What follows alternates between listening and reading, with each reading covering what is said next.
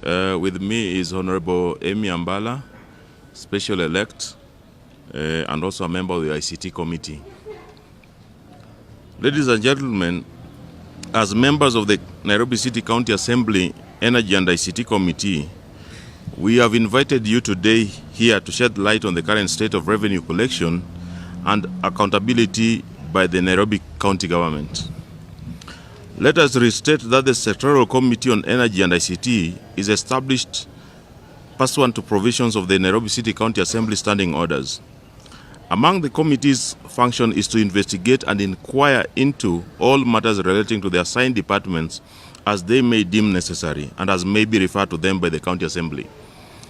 With the modern finance functions and operations linked to ICT, we find it necessary to extend our inquiries to include systems currently being used by the Nairobi County to manage its revenue collections, reporting, and accounting. It is instructive that we found a complete lack of transparency in the entire manner in which the Nairobi City County revenue is being collected, reported, and accounted for. Imagine that now we have so many developments in Nairobi, with the developers paying as much as 2 million shillings, 3 million shillings, 15 million shillings per unit, but it cannot be receipted 3-4 months later because nobody is in control of the revenue system at the Nairobi City County Executive. These collections cannot proceed to documentation, allowing the same because their payments have not been receipted. CEC Finance is helpless, and even the chief officers are helpless. The governor is helpless. The senator is helpless.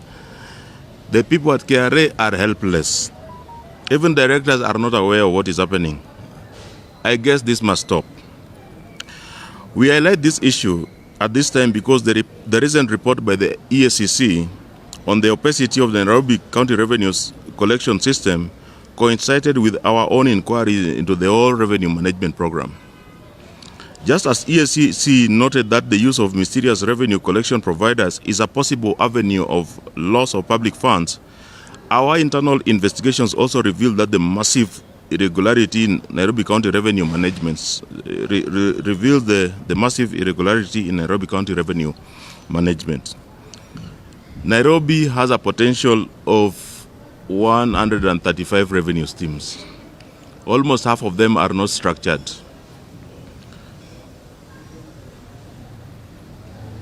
In the previous financial year, Nairobi County is reported to have received 15 billion from the national government and collected just over 10 billion from the own source revenue.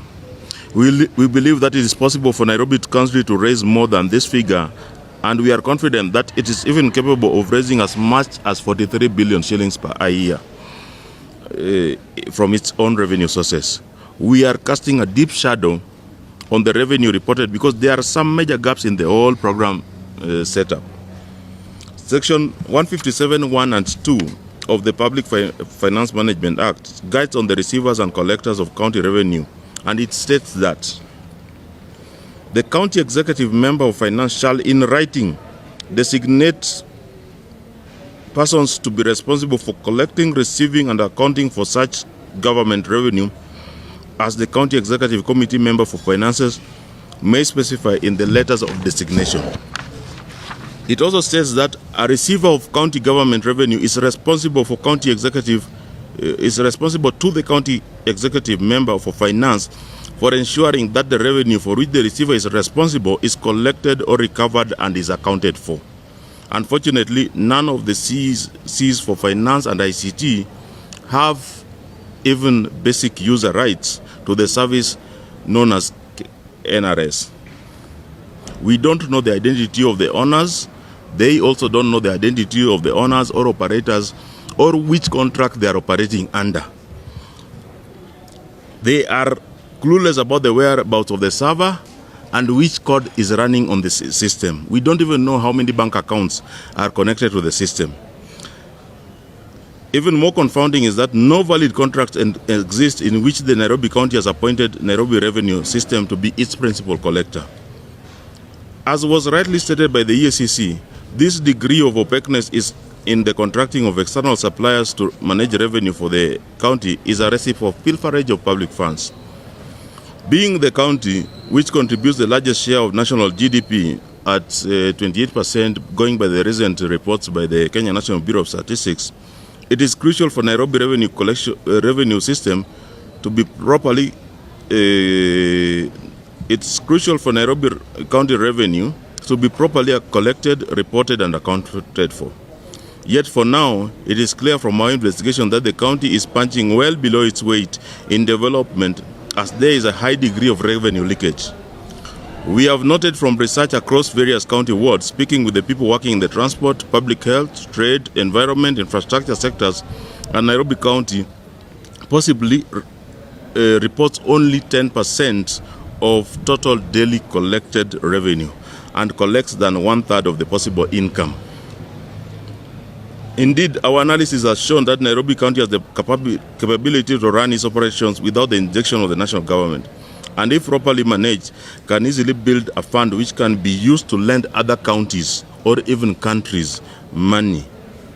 The current challenges facing Nairobi County residents, including loss of life due to mismanagement of our health facilities, poor road network, water and sewer infrastructure, coupled with dilapidated physical infrastructure and low quality of residential lives, are the results of a poor revenue management. It is disturbing to note that in the light of the provisions by the various acts of government, both the current and previous CEC finance in the county are not aware of the owners of the current collector and manager of the current revenue system, popularly known as NRS. The entire finance sector and the ICT sectors do not know where the physical servers are. The CEC finance do not have the administrative rights or user rights to the current revenue collection systems. It is not clear how many bank accounts are linked to the revenue collection system. It is currently, there is no valid contract between Nairobi County and Nairobi Revenue System as the principal collector, as they emerged prior to the end of NMS term. When the Nairobi Metropolitan term expired, all functions ought to have been reversed to the county government. Yet, very suspiciously, there are concerns or subcontraction of revenue collection by KRA then to Nairobi Revenue System in an unclear and unprocedural way. There has never been a complete audit of all the revenue systems deployed in the Nairobi City County since the advent of county governments. We acknowledge that the national government has already been very steadfast in the use of technology to ease service delivery for Kenyans in line with the National Digital Master Plan and Agenda. The drive to automate government services and make them available online is commendable. Automation should not end on the revenue streams. Non-revenue functions automation is an aspect forgotten in the campaign by the President. Ladies and gentlemen, we call upon the President to initiate similar changes in devolved units, beginning with the highly strategic Nairobi City County. It is time the county operated an organization-wide ICT system known as ERP, instead of the present use of disjointed systems which do not communicate to each other. To conclude, we are patriots of this country, and we are patriots of this county and so we have come forward with this information as a call to action because we want the best for our countrymen and women. Thank you. If you, unless you have any clarification, if you have a question, I will answer. We will answer.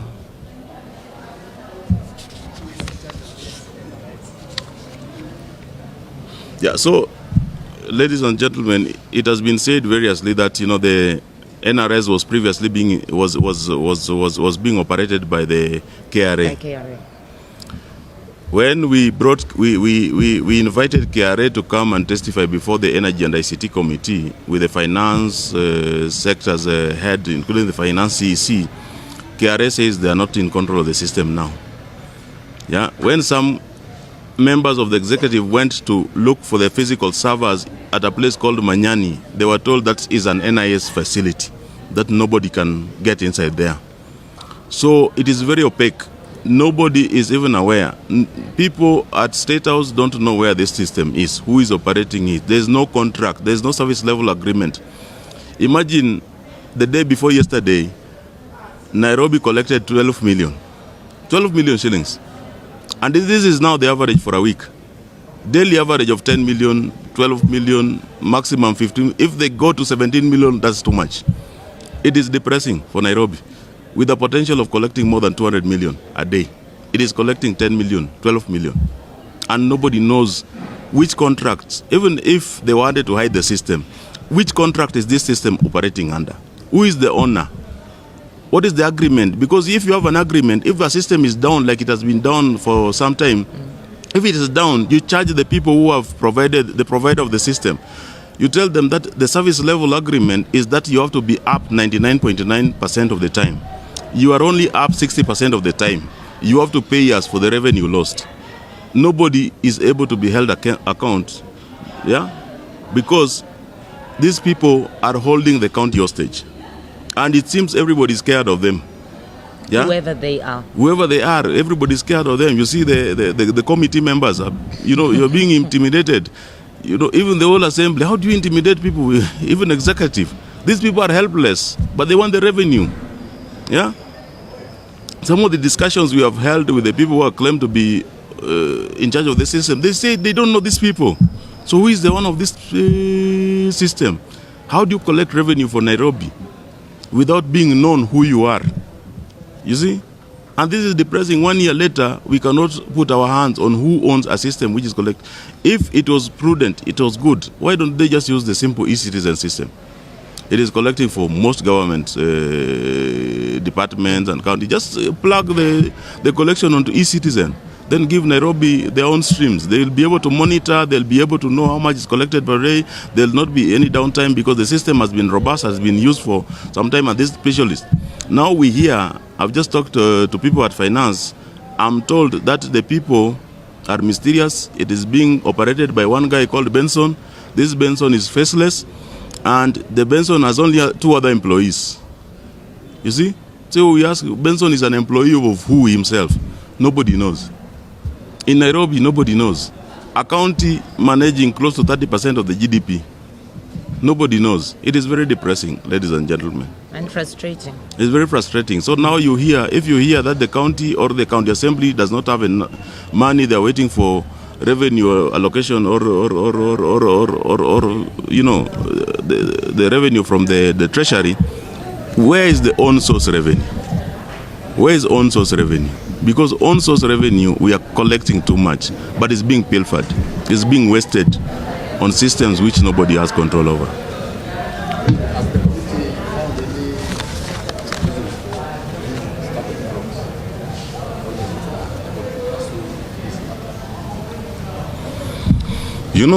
Like I was telling you, the committee has really been intimidated.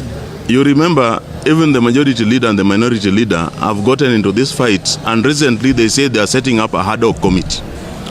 The faceless individuals behind this system are sabotaging the setup of this same committee, the ad hoc committee.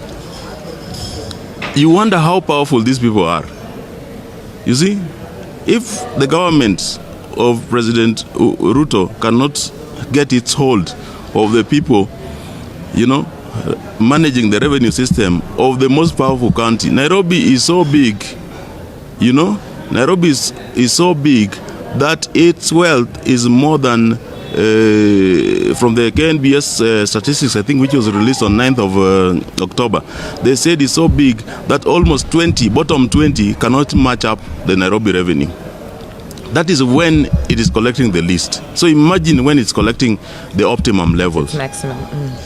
Yeah? So I think that we need to... Yes, Alan. Okay, yeah. One question. I want to answer you from where you are. If a governor runs a county government for 1 year without knowing the person or the system collecting the revenue at this level of incompetence, because we are saying only the executive are helpless. So if the governor or the executive is helpless, then I'm saying that now the Nairobi is not working, because we don't know how you can run a government where you don't know even what you're collecting and how you collect it, and even the number of streams, and that your hands are tied on a particular manner in in which you can't do anything. Have you yourself discussed this issue with the governor? What is he saying? You know, I've discussed with people in the office of the governor over this issue on what the governor feels, and the governor himself has shown a lot of frustration over this. I don't want to talk much because some of them are in confidence, but I can tell you for a fact that even the people in the office of the governor, including the governor himself, is hostage. Is being held hostage by people who, if he stops them misusing the system, they'll accuse him of corruption. They'll accuse him of corruption, which is non-existent. And you know the government, these people, if they are so powerful, they can create any story. So people are not willing. The reason why I'm going after this issue is that it will affect our credibility. I am sitting in the Committee of Energy and ICT, and we are not able to know what is being collected, who is collecting it, and how much is collecting, and where the bank accounts collected to it. And I'm also sitting in the Public Accounts Committee. We call for a special audit of the same, and you hear the people are trying to sabotage the same. The governor is hostage. The governor is currently hostage to a group of faceless individuals. I don't know if he has met them. Maybe probably has met them. You have shown him what they can do to whoever. You see, and you saw the only governor who lasted 5. We have had, Nairobi has had five governors. The only one who lasted a full term. You know, the others came, took over temporarily, but left. You see, Governor Kananu survived because the person who was running the government was a military officer elsewhere, and the military officer left a system which is very opaque. We ask that the National Intelligence Service, the Kenya Defence Forces, get out of the running of the civilian affairs of the Nairobi City County and any other county. They should go back to the barracks. They focus on providing security to the county. If they have gotten up into the mess of revenue collection and they are trying to blackmail or hold the governor hostage, it is not going to be easy. I say this as somebody with a background on forensics of ICT. Yeah, so it is depressing to us that even the House is being intimidated not to form the ad hoc committee. Every time you try to do a committee, you see the kind of leadership wrangles being introduced. So we ask that please, ladies and gentlemen, kindly help us know who owns this system. Who owns this system? How much is it collecting per day? Who is it reporting to? Which bank account is it flashing the amount to? How many bank accounts are connected to that system? We want a system audit. We want the audit of that code. We want to know how many bank accounts, because you can develop a system, then connect 20 bank accounts or 2 bank accounts. You tell us you only have 1 bank account. We see 12 million, not 10 million. Kumbe 70 million are going to someone else's bank account. Please, that's the only thing we. This is not because we have not seen evidence that the governor is directly involved in this. We have not seen evidence that the president is directly involved in this. We have not seen evidence. We are just asking questions. Who are these faceless individuals? Please, thanks.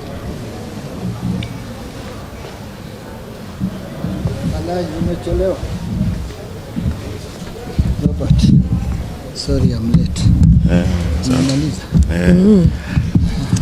We did the statement. What was it about? So, Alan.